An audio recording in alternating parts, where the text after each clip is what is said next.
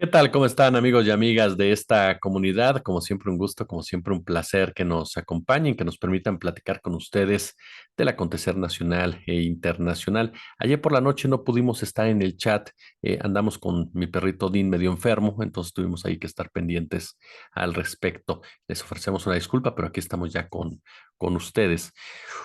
La Ciudad de México.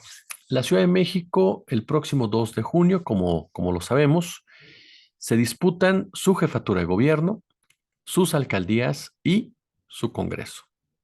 Este último que tiene que estar en medio, por supuesto, de la discusión. Es básico la conformación del mismo para pensar precisamente en un gobierno que pueda enfrentar obstáculos, que pueda tener fluidez, que pueda llevar a cabo actos de transformación o que pueda ser evitado algún tipo de triquiñuela. Por eso es que el Congreso de la Ciudad de México hay que tenerlo en mente en todas estas discusiones y cómo va avanzando la conformación del mismo a través de las distintas encuestas, pero sobre todo que al momento de sufragar no pensemos que no tiene validez o que no tiene importancia o que no tiene trascendencia. Es de verdad clave, clave en los próximos años. Así que al momento de marcar su boleta, no deje de pensar, por supuesto, cuando usted tache, no de la importancia que tiene el Congreso de la Ciudad de México. En materia de alcaldías, según las encuestas que hemos revisado, el PAN, el PRI, es un hecho que se llevan cuatro, o al menos tiene una ventaja importante en estos días, en 4 días. Miguel Hidalgo, Coyoacán, Benito Juárez y Álvaro Obregón. Son cuatro lugares en donde la gente, por sus diferentes razones, por su diferente convencimiento o causas de convencimiento, pues ha decidido apoyar precisamente a cada uno de los candidatos. En el caso de Coyoacán, de Miguel Hidalgo y de Álvaro Obregón, buscan la reelección. En el caso de Benito Juárez, pues llega un hombre que ha estado de una u otra manera involucrado también con el cártel inmobiliario a través de su hermano, que por cierto es uno de los principales señalados en toda esa trama. Nos referimos, el candidato es Luis Mendoza. ¿Qué pasa en la jefatura de gobierno? Desde hace varios meses, la oposición se lanzó a una narrativa muy similar a la que sucede a nivel federal, de asegurar que Santiago Tabuada iba recortando las distancias con Clara Brugada, apoyados principalmente en Massive Caller. Sin embargo, varias encuestas que le dan una ventaja considerable a Claudia Sheinbaum a nivel federal, sí prendieron las alertas al interior de Morena, porque no había tal distancia entre Brugada y Tabuada. Particularmente la que generó reacciones al interior de Morena fue la del Financiero, que en su momento le daba 5 puntos nada más a Brugada sobre Tabuada. Por supuesto, esa encuesta, a diferencia de otras que han llevado a cabo al interior de ese equipo, fue telefónica, por lo que de una u otra manera no es una metodología tan contundente como las que son, ¿no? Casa por casa. Y lo explicó la gente del Financiero. Pero aún hablando de un 5%, nos decía Alejandro Encinas, no perdamos de vista que son 700,000 votos. Es decir, no es tampoco 20,000 votos, 30,000 votos, 40,000 votos, 100,000 votos que van a cambiar de un momento a otro. Es una distancia de 700,000 votos en ese momento. ¿Por qué hay la percepción en diversos sectores de la Ciudad de México de que realmente Taboada puede ganar? Cierto que en las encuestas ha tenido un mejor comportamiento de lo que ha tenido Xochitl Gálvez. Sin embargo, basados precisamente en esas mismas que lo dejan como un candidato medianamente competitivo, la realidad es que sigue habiendo una distancia por parte de Clara Brugada que la pone a unos cuantos días en la antesala para ser jefa de gobierno.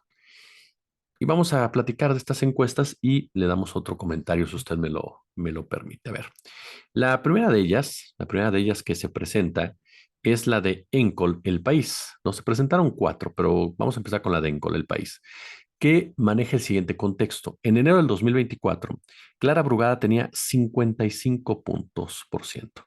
Santiago Taboada, 42%, Salomón Chertorivsky, 3%. Febrero del 2024, Clara Brugada tenía 56%, Santiago Taboada 46%, Salomón Chertorivsky 4%. Para el mes de marzo, Brugada se movió en el 55%, Taboada 40% y Salomón Chertorivsky 5%. Para este mes de mayo, a unos cuantos días ya de esta elección, nos topamos con que Brugada tuvo su caída más pronunciada. De 55 pasó a 52%, según esta encuesta. Pero Taboada no tuvo un crecimiento similar. Taboada se fue a 41%. Es decir, la distancia, según Encol El País, es de 11 puntos. Aquí el que tiene un mejor comportamiento es Salomón Chertorivsky, que pasó de 3, 4, 5 a 7% en este mes de mayo. Salomón Chertorivsky en muchos sentidos jalado, ¿está usted de acuerdo?, por lo que ha hecho Jorge Álvarez Maínez a nivel federal. Ahora, otras dos encuestas que se dieron a conocer, por ejemplo, es la de Verumen, ¿no? Verumen le da 53% a Clara Brugada contra 32% de Taboada y apenas el 2% a Chertorivsky, 4% ninguno, 8% no sabe o bien no contestó. Eso es lo que dice Verumen, que le da, insisto, una ventaja pues mucho más superior en el caso de Brugada. Ahora, hay otra encuesta que comparto con ustedes también, de las que se dio a conocer el día de hoy, y que es la de Verumen, ¿no? La de Verumen, no, la de Beltrán, la que le acabamos de dar es la de Verumen. La de Beltrán, ¿no? Beltrán, Ulises Beltrán, que pregunta obviamente si el día de hoy fueran las elecciones para jefe de gobierno, ¿por cuál partido o candidato votaría usted? Taboada 32, Brugada 62, le da 30 puntos de ventaja, Chertorivsky 6%. Esos son los datos que da en esta última encuesta Ulises Beltrán, en la anterior que le compartimos el caso de Verumen, y en el caso de Encol El País. Pero aquí la que yo voy a ponerle sobre la mesa, por el origen de la misma, del medio que la da a conocer, es la de Reforma. Reforma ha dado a conocer en las últimas semanas encuestas que no son afines al discurso triunfalista de la oposición.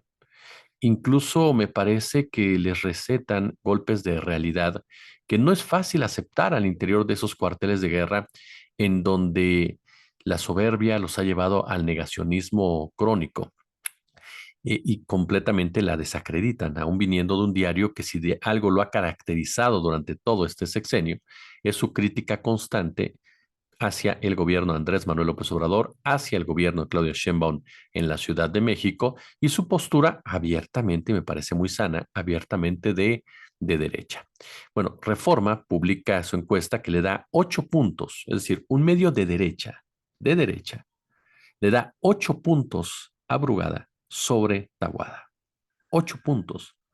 Es cuando presentábamos la encuesta sobre Jalisco, sobre Nuevo León, en donde Álvarez Maínez ya estaba superando a Xóchitl Gálvez. Y ahí había gente que me decía, bueno, no olvides que Álvarez Maínez también es de derecha, por supuesto, pero aquí estamos hablando de una encuesta hecha por un medio de derecha que beneficia a una candidata de izquierda. Brugada tiene 51%, ¿no? 43% lo tiene Taboada, 6% lo tiene Salomón Chertorivsky, y hay un asterisco, dice porcentaje efectivo, sin considerar 10% que no declaró preferencia. Por supuesto que aquí la oposición nos diría, ese 10% nos da la vuelta, ¿no? A Brugada. No, no funciona así. Ya lo explicaron todos los encuestadores con los cuales hemos platicado. No funciona de esa manera masiva como lo quieren ver o cohesionada como lo quieren ver los integrantes de la oposición. Bueno, y esto nos lleva a la opinión, si ustedes me lo permiten. Y yo les preguntaba al principio, ¿por qué esa percepción de que la Ciudad de México se puede perder? Ha habido una fuerte campaña mediática financiada por los empresarios, quienes han dado cuenta que aunque les moleste esta frase, a nivel federal el arroz ya se coció. Xochitl Gálvez no tiene posibilidad alguna de superar a Claudia Sheinbaum, por más que México Elige y Massive Caller digan lo contrario, o mi querido Max Cortázar, pues lance, ¿no?, constantes campañas tratando de convencernos de lo contrario. Y tal lo saben los hombres del dinero que desde hace un tiempo le metieron más a lo que hacía Taboada. Le metieron más a lo que hacían los diputados y senadores, candidatos a diputados y senadores, tanto del PRI como del PAN, porque a final de cuentas, a ellos lo que les interesa es el Congreso de la Unión y la conformación del mismo. para poder desde ahí influir en la toma de decisiones que emanen de Palacio Nacional.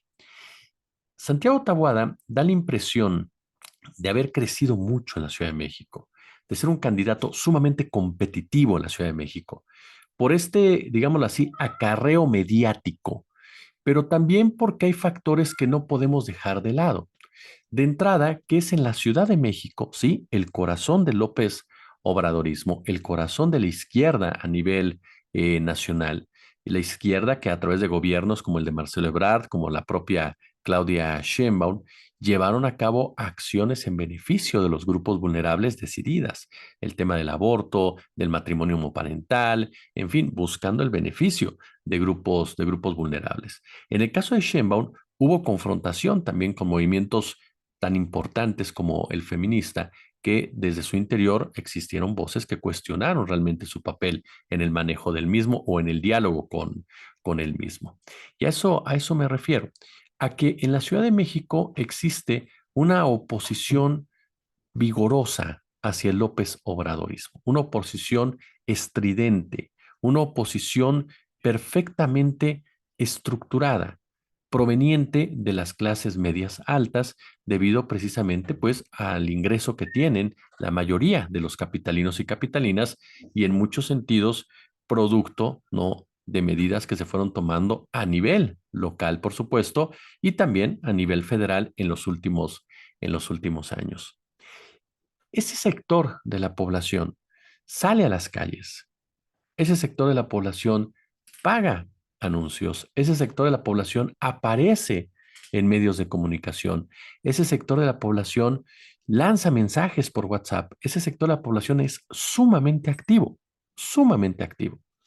Por eso da la impresión de que están en todos lados y de que están creciendo, como ellos se definen, como una marea rosa, ¿no? Y que van a tragarse todo lo que venga por delante. Sin embargo, no les alcanza. Aún y cuando salen a las calles, aún y cuando son muy activos, aún y cuando van a salir a votar y van a tratar de convencer a la mayor cantidad de gente que vote por su candidato, no les alcanza en número. Tienen que buscar a esa otra parte que no pertenece particularmente a su ideología política o a su estatus socioeconómico. Y es ahí en donde, al igual que la campaña federal, no han logrado penetrar como ellos quisieran. Tal vez un poco mejor, pero no como ellos quisieran para darle la vuelta completamente a la tortilla. En la Ciudad de México existe, como lo hemos dicho ya en otras ocasiones, la famosa clase media progresista y conservadora. Sin embargo, hay muchos tabús y muchos mitos alrededor de la misma y su peso realmente específico en la votación final de una elección. Pásale, Luca, con gusto, con confianza. Si nos permites tantito, nada más tantito. Eso, muchas gracias. Hay muchos tabús en ese sentido. Y también es muy cierto, y esto no podemos dejarlo de lado, que esa clase conservadora, clase media conservadora, difícilmente, muy difícilmente va a votar por algún candidato de Morena. Esa clase media conservadora es precisamente la que sale a caminar con la marea rosa, es la que sale, ajá, a gritar lo que gritan en el día a día. Es ese grupo conservador que está decidido completamente, pero decidido a que Santiago Taboada llegue al poder. Pero ¿qué pasa con la otra parte? ¿Qué pasa con la otra clase media? Vamos a definirlas así, que juega su papel y que es la clase media progresista, que es la clase media que sí está molesta con Andrés Manuel López Obrador y con Sheinbaum por el tema feminista, está molesta por el tema de la militarización, está incómoda definitivamente por medidas que se han tomado desde Palacio Nacional y desde la jefatura de gobierno. ¿La han convencido? ¿La derecha ha logrado convencerla, llevarla a las urnas a su favor? No, no lo ha hecho. Muchos integrantes de esa clase media progresista no se han dejado seducir por el canto de las sirenas. No se han dejado seducir por ese error que se cometió, digámoslo así, en la alcaldía Cuauhtémoc para que con la finalidad de hacer a un lado una pésima candidata como Dolores Padierna, se apoyó a una candidata todavía peor como fue Sandra Cuevas. Esa clase media progresista está entre dos rubros en este sentido. Votar por Clara Brugada o no votar.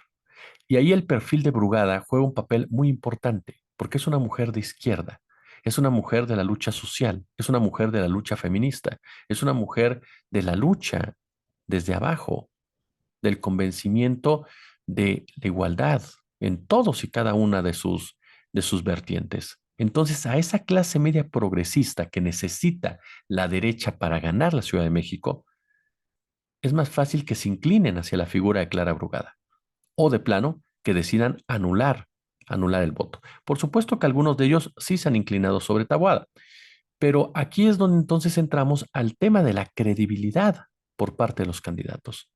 La credibilidad de Santiago Taboada está sumamente menguada. ¿Por qué? Por su propio origen.